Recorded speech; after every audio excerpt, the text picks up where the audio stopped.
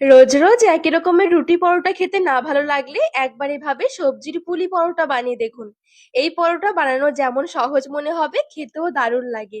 সকালের জন্য বা রাতের খাবারের জন্য পারফেক্ট একটা রেসিপি। তাছাড়া এতটা মুখরোচক হবে, চায়ের সাথেও খাওয়া যায়। এভাবে শুধু বানিয়ে দেখুন, দেখবেন রোজ বানানোর আবদার থাকবে। আর এতটা ভালো লাগবে খেতে, দেখবেন যেন মনে হবে একাই সব খেয়ে নেওয়া যাবে।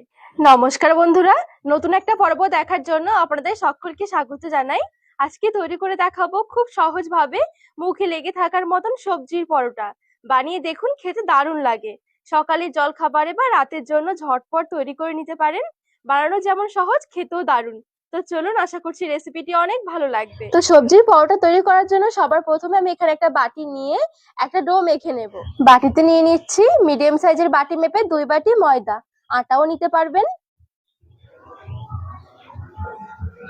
লবণ দিয়ে দিচ্ছি স্বাদ মতন, আর 2 থেকে 3 চামচ দিয়ে দিচ্ছি সাদা তেল।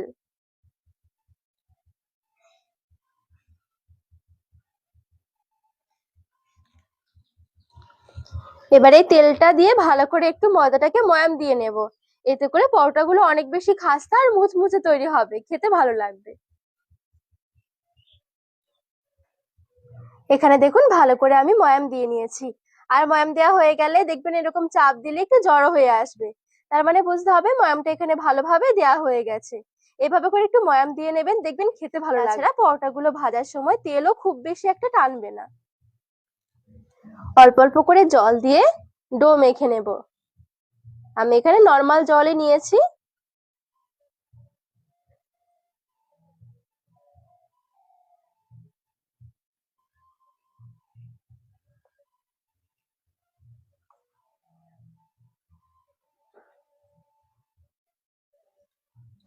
আর মাখানোর সময় ডোটা অনেক বেশি শক্ত না করে একটু সফট করে মাখাতে হবে।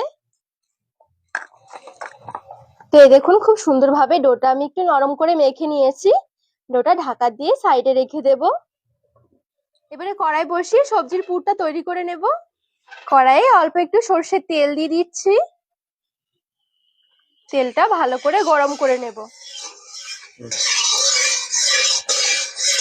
তেল গরম হয়ে গেলে ফোড়নে দিয়ে দিচ্ছি 5 ফোড়ন, একটা তেজপাতা, 1 চামচ দিয়ে দিচ্ছি গ্রেট করা আদা, 1 চামচ দিয়ে দিচ্ছি চিলি ফ্লেক্স। হালকা করে একটু ভেজে নেব ফোড়নগুলো। দুটো মিডিয়াম সাইজের আলু ছোট ছোট করে কেটে রেখেছিলাম, আলুটা দিয়ে দিচ্ছি। ভালো করে নেড়ে চেড়ে নিচ্ছি আর আলুটা একটু ভেজে নেব।